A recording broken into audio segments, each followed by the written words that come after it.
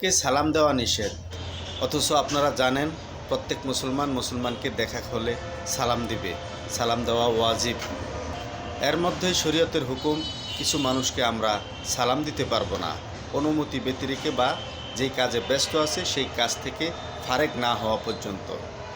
যাদের সালাম দেওয়া নিষেধ তাদের ব্যাপারে ছোট্ট করে আলোচনা করব। ভিডিওটি ভালো লাগলে শেয়ার করে দিবেন অন্য ভাইদেরকে জানার জন্য, এবং এরকম ইসলামিক মোটিভেশন ভিডিও পেতে আমার আইডিটি ফলো করে আমার সাথে থাকবেন।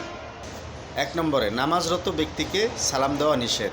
যে ব্যক্তি, কোনো ব্যক্তি নামাজ আদায় করতেছে, সুন্নত হোক, নফল হোক, ফরজ হোক, যে কোনো নামাজ হোক আদায় করতেছে, তাকে দেখে সালাম দেওয়া নিষেধ।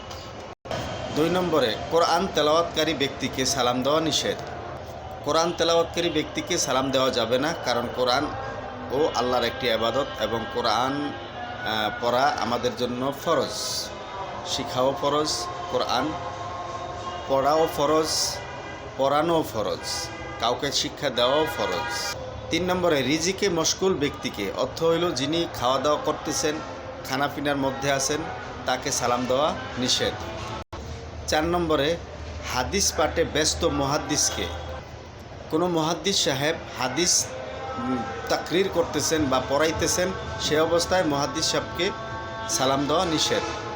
5 নম্বরে, খুতবার খতিবকে, যিনি খুতবা দিচ্ছেন খতিব সাহেবকে খুতবা অবস্থায় সালাম দেওয়া নিষেধ।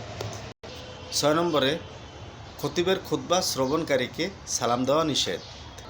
7 নম্বরে, ফিকহি মজলিসে আলোচনারত কাউকে সালাম দেওয়া নিষেধ। এখানে ফিকহি মজলিস বলতে বোঝা যাচ্ছে যেখানে মাসলা মাসাইল, শরীয়তি কোনো মাসলা মাসাইল সম্পর্কে আলোচনা করা হয়, এবং ওই আলোচনারত অবস্থায় যারা ওখানে মশগুল আছে তাদেরকে সালাম দেওয়া নিষেধ।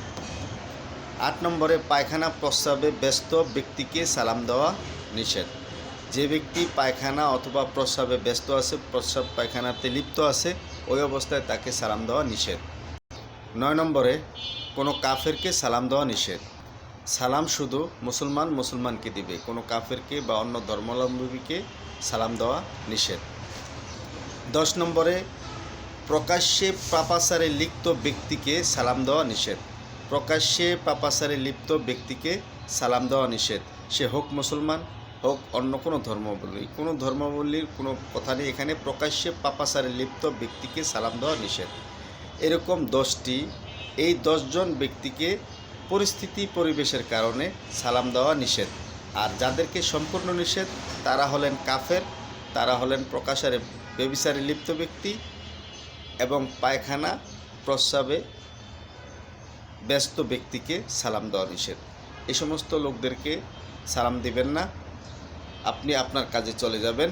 এবং আর এই 10 ব্যক্তি যে আলোচনা করলাম, এই 10 ব্যক্তির মধ্যে বাকি কিছু লোক আছেন যাদেরকে পরবর্তীতে দেখা হলে সালাম দিতে পারবেন, সমস্যা নেই। কিন্তু এই কাজগুলিতে যেই কাজগুলির কথা বলা হয়েছে, এই কাজগুলিকে ব্যস্ত থাকলে তাদেরকে সালাম দেওয়া নিষেধ।